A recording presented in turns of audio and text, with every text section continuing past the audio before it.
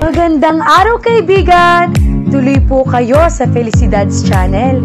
Sa mga kwento ng buhay at pag-ibig na hinalukay sa natatagong baul ni Felicidad. Pero bago po tayo magpatuloy, huwag niyo pong kalilimutan na i-like ang video, i-subscribe ang channel, at i-click ang notification bell para lagi kayong updated sa mga parating pa na upload.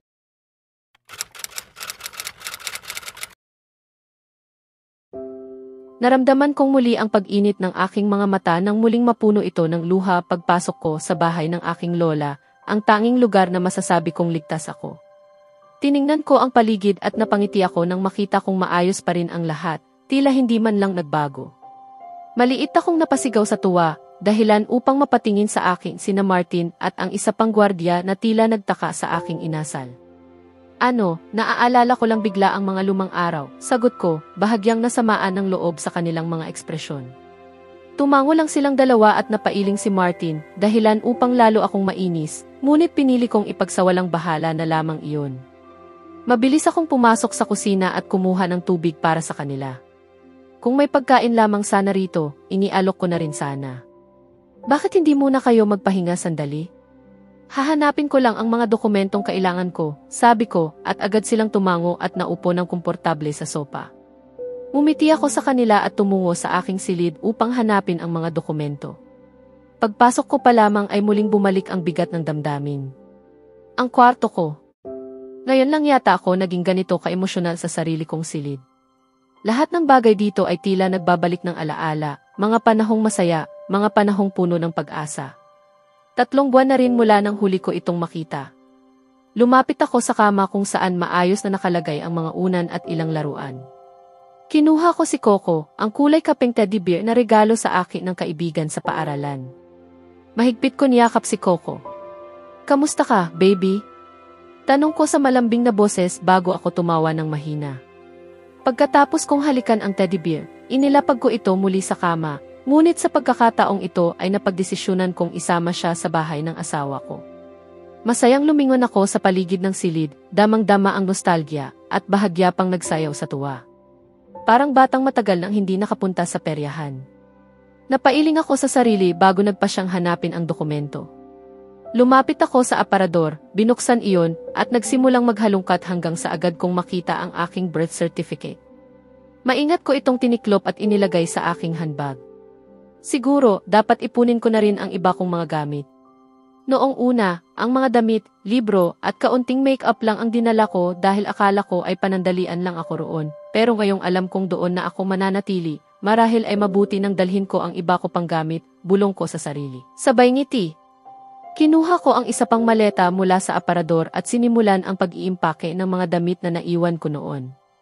Kasunod nito ay isinama ko rin ang family album, mga alahas ni Mama at ni Lola, ang handang paso ni Lola, ang bracelet niya, mga frame, tropeo, laruan noong bata pa ako, mga diary at journal. Sa huli, nakapuno ako ng 2 maleta at isang duffel bag. Mukhang nasobrahan yata ako sa pag-iimpake, pero sino ba ang nagrereklamo? Umiti ako sa kasiyahan at kinuha ang mga maleta palabas ng silid. Napatingin sa akin sina Martin at ang gwardiya, halatang nagulat. Umiti lang ako at bumalik para kunin ang duffel bag at si Coco. "Akala ko ba mga dokumento lang ang kukunin mo?" tanong ni Martin habang nakatingin sa mga gamit ko. "Oo, iyon ang plano kanina," sagot ko ng marahan. Pero nang makita ko ang mga gamit ko, bigla ako. Naantig ang damdamin, putol niya sa akin, dahilan para lingunin ko siya ng masama habang napatawa ang isa pang gwardiya, na agad ding tumigil nang makita ang titig ko. "Akala ko ba hindi ka mahilig sa materyal na bagay?" biro ni Martin, may halong pang-aasar. Ano bang problema ng taong ito? Parang gusto niya talaga akong inisin. Hindi ito tungkol sa materyal na bagay, Martin. Emosyonal ako sa mga ito dahil bahagi ito ng kabataan ko. Matagal ko na silang hindi nakita kaya gusto kong isama. May mali ba ron? Sagot kong may diin. At kung ayaw niyo akong tulungan, ayos lang. Ako na lang ang magbababa ng mga ito, dagdag ko, sabay hakbang palapit sa mga maleta, ngunit agad akong hinarangan ni Martin. Okay, pasensya na. Nagbibiro lang ako.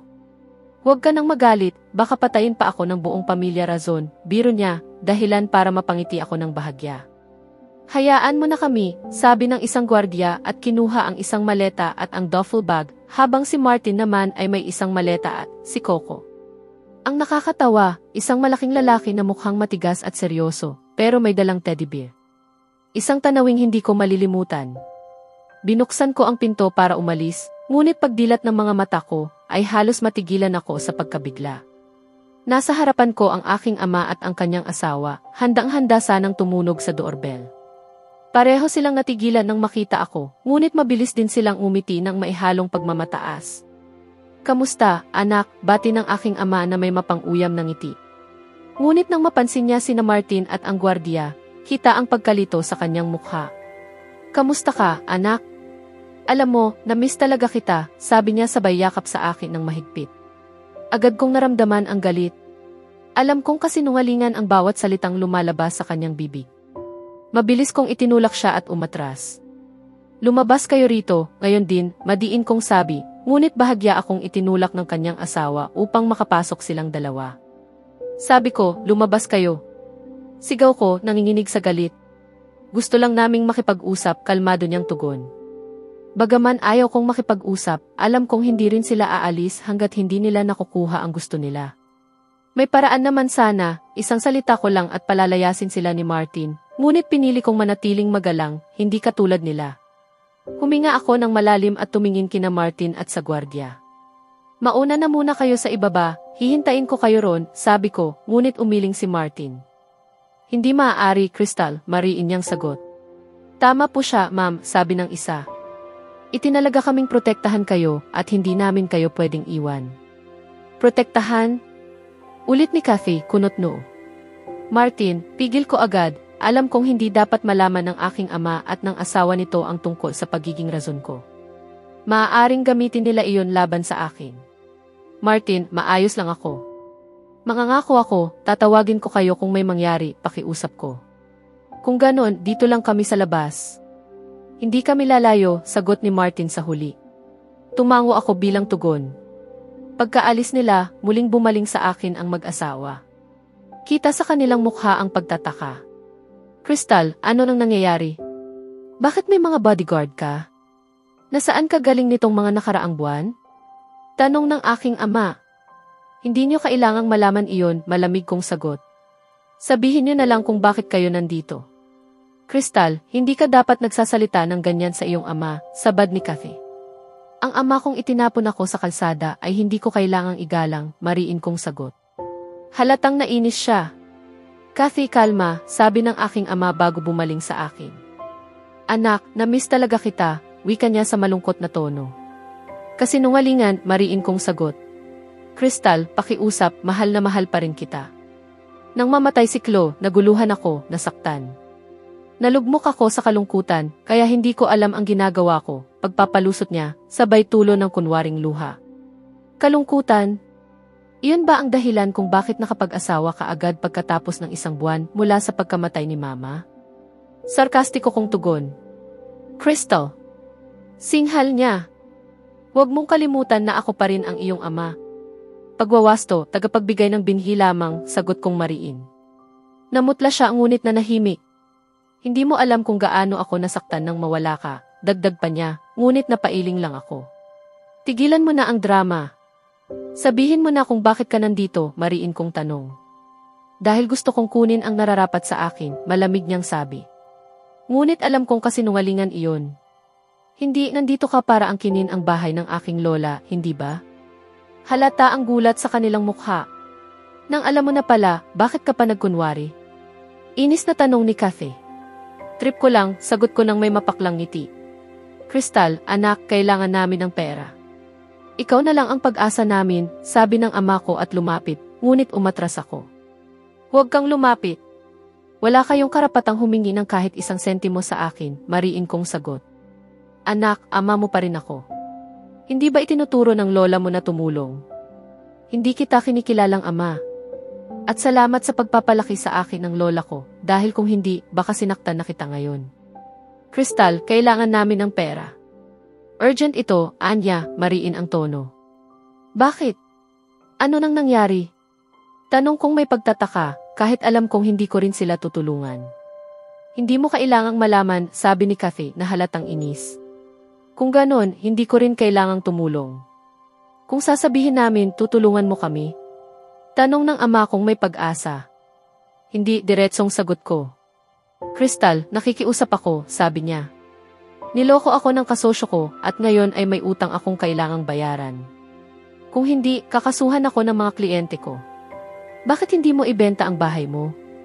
Tanong ko. At saan naman kami titira? Mariin niyang sagot. Nakakatawa ka, sagot kong may ngiti ng pagkasuklam. Ayaw mong mawala sa bahay mo, pero gusto mong agawin ang tanging tahanan ko. Ang kapal ng mukha mo. Nagpaliwanag pa siya, nagsabing tutulungan daw akong mag-aral, ngunit natawa lang ako. Hindi mo nga kayang tulungan ang sarili mo, ako pa kaya? Crystal, pakiusap.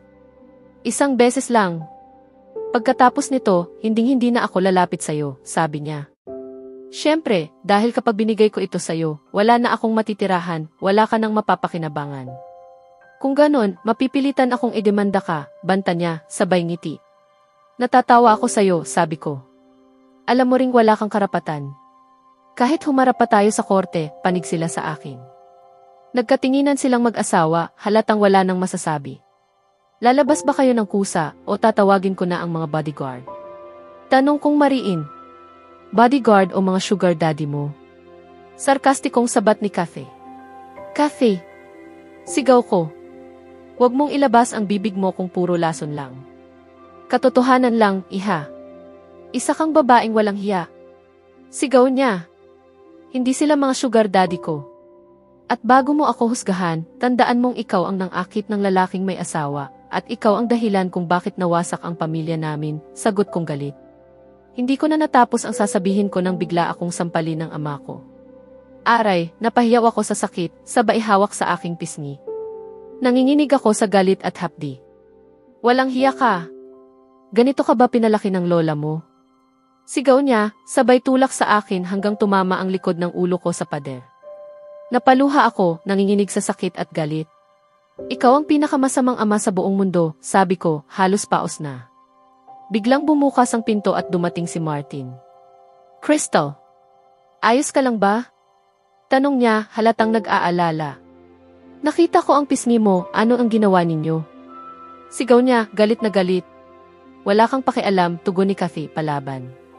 Ngunit bago pa makasagot si Martin, isang pamilyar na boses ang narinig ko. Crystal. Si Dante. Lalong bumuhos ang luha ko nang marinig ko siya. Pagtingin ko sa pinto, naroon siya, nakakunot ang noo. Mabilis siyang lumapit sa akin, at nang makita niya ang pamamaga ng aking pisngi, agad nagdilim ang kanyang mukha. Matalim siyang tumingin sa akin, saka mabagal na humarap sa aking ama at sa kanyang asawa. Pagharap ni Dante kina Papa at sa asawa niyang si Kathy, kapwa sila napamaang sa pagkagulat. Ginoong Razon, tanong ni Kathy na tila hindi makapaniwala, salit-salit ang tingin kay Dante at sa akin. Dante Razon? Anong ginagawa niya rito, Crystal? Tanong naman ni Papa, nanlalaki ang mga mata sa gulat. Habang parehong nakatingin sa akin sina Papa at Kathy, ang pansin ko ay nasa asawa ko, na lalo lamang nagiging galit sa bawat sandaling lumilipas. Lumapit ako sa kanya, hinawakan ko ang kanyang palad at marahang hinaplos iyon.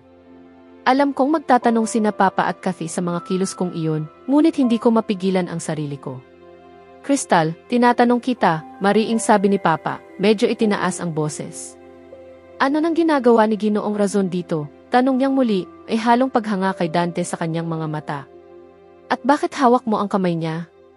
Singit ni Kathy na may halong inis sa boses. Tiningnan ko siya, saka ko pinairapan at ipinagpatuloy ang paghaplos sa palad ni Dante. Ginoong Ra. Sino ang gumawa nito sa'yo? Putol ni Dante sa kanilang usapan, sabay harap sa akin. Dante. Mahinahon kong sambit, sabay iwas ng tingin. Crystal, tinatanong kita, matigas niyang sabi kaya napatingin ako sa kanya. Ang ama ko, mahina kong tugon. Lalong nagitngit si Dante. Mabilis niyang binitiwan ang kamay ko at sinalubong ng kamao si Papa. Dante, huwag. Sigaw ko sa takot nang makita kong sinuntok niya si Papa. Anong ginagawa mo? Tigilan mo siya. Sigaw din ni Kathy, agad sumugod upang awatin si Dante. Martin! Tawag ko kay Martin na agad namang lumapit at hinila si Dante palayo kay Papa. Dante, tama na, wag mo nang gawin to, sabi ko habang yakap siya ng mahigpit.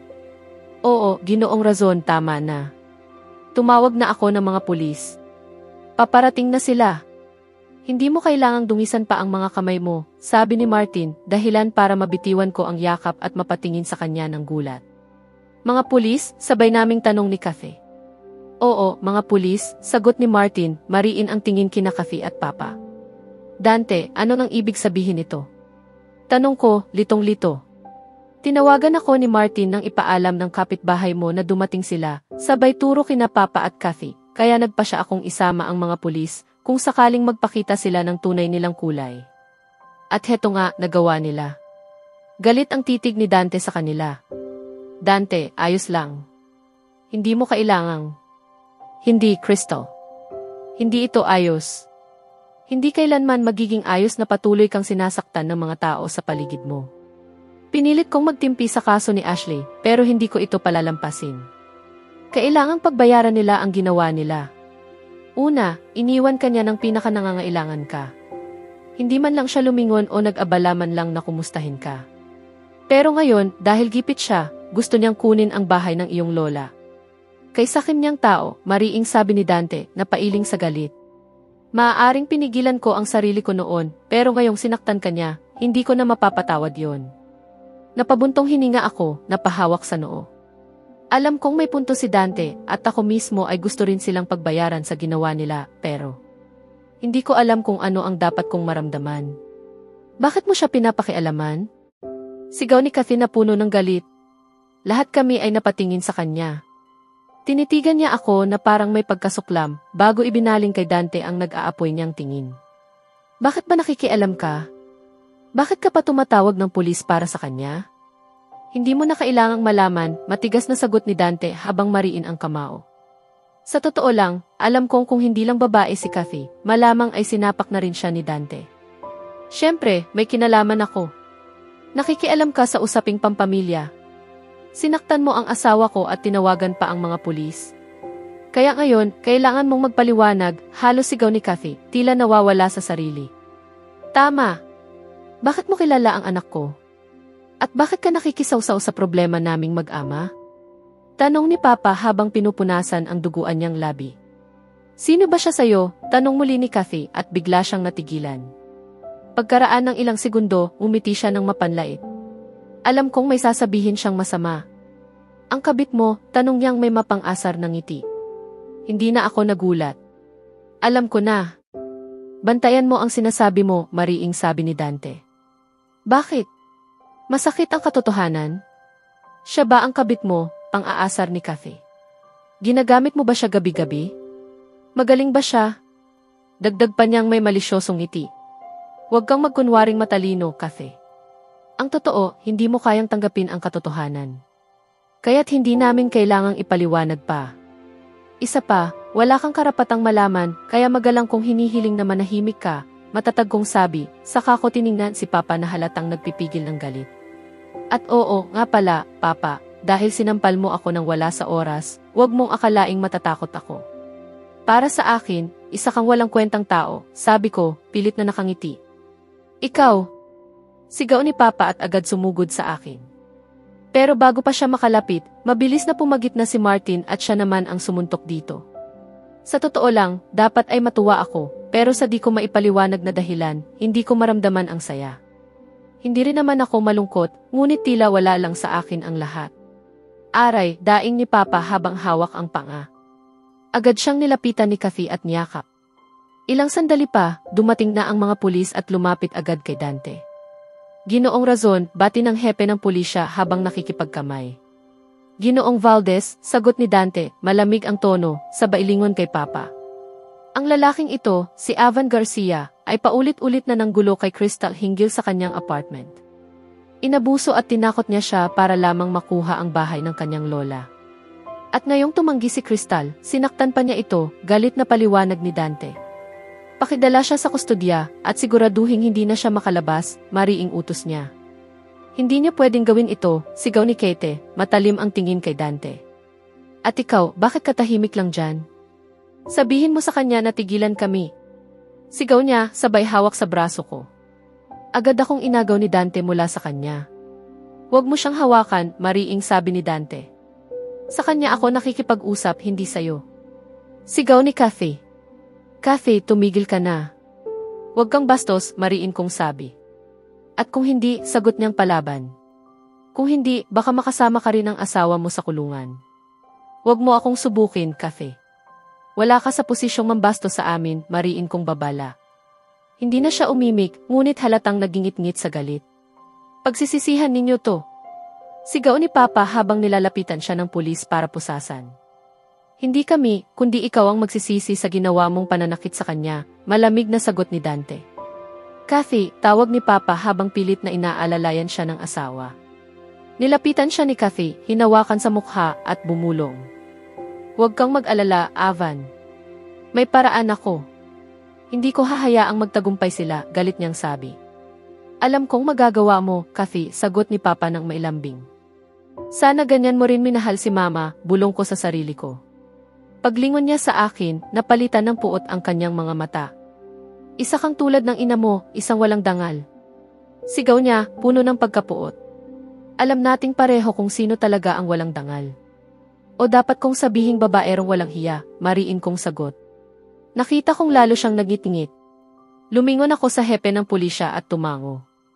Pakisigurong hindi na siya makakatakas kailanman, sabi kong mariin. Tumango siya at inutusan ang kanyang mga tauhan na dalhin si Papa. Habang inilalayo siya, patuloy pa rin siyang sumisigaw at nagmumura. Pagsisisihan mo to. Huling sigaw ni Papa bago siya tuluyang dinala ng mga pulis. Tiningnan ko si Kate na ngayon ay nakatingin sa akin na parang maninila. Isang minutong ganoon lang siya bago tuluyang umalis. Napabuntong hininga ako. Sana hindi na ako pumunta rito. Martin, iwan mo muna kami, utos ni Dante.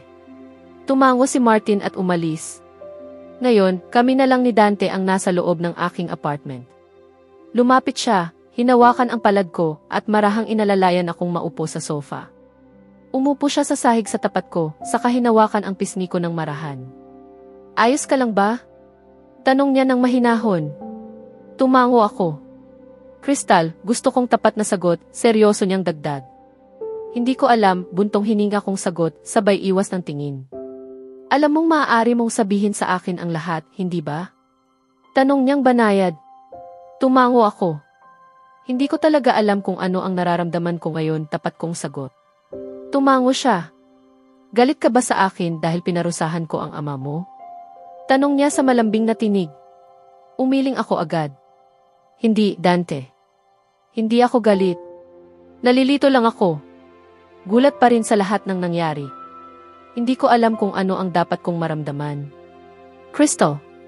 Tawag niyang muli makalipas ang ilang minuto. Masakit pa ba? Tanong niya habang hinahaplos ang pisngi ko. Hindi na, sagot ko ng may maliit na ngiti. Halatang hindi siya kumbinsido pero tumango pa rin. Gusto mo bang umalis muna tayo? Tanong niya. Umiling ako. Dito muna tayo sandali, mahinahon kong sagot. Tumango siya. Mumiti ako at hinila siya sa tabi ko sa sofa. Ipinatong ko ang ulo ko sa kanyang balikat. Ilang minuto kaming tahimik na magkayakap hanggang sa tumunog ang kanyang telepono, ang ama niya ang tumatawag. Nag-usap sila sandali bago niya ibinaba ang tawag. Dante, mahinahon kong sabi. Tiningnan niya ako. Pwede bang may pakiusap ako? Tungkol saan? Tanong niyang may pag-aalala. Pakiusap. Huwag mo munang sabihin kina mama at papa ang nangyari ngayon, sabi ko ng mahinahon. Tumango siya. Mumiti ako, saka hinalikan ko siya sa pisngi. Napailing siya, ngunit mumiti rin. Maya-maya, tumayo kami pareho at naghanda ng umalis. Habang palabas, muli kong nilingon ang apartment ni Lola. Napangiti ako ng marahan. Ano man ang mangyari, kailanman ay hindi ko ipamimigay ang bahay na ito sa mga sakim na iyon. Sa susunod na kabanata, haharapin ni Crystal ang mga posibleng kahihinatnan ng pagkakakulong ng kanyang ama at ang mga planong paghihiganti ni Kathy. Ngunit higit sa lahat, magsisimula siyang makilala ang mas malalim na ugnayan nila ni Dante, hindi lang bilang tagapagtanggol, kundi bilang lalaking handang ipaglaban siya sa kahit anong laban. Kaya abangan natin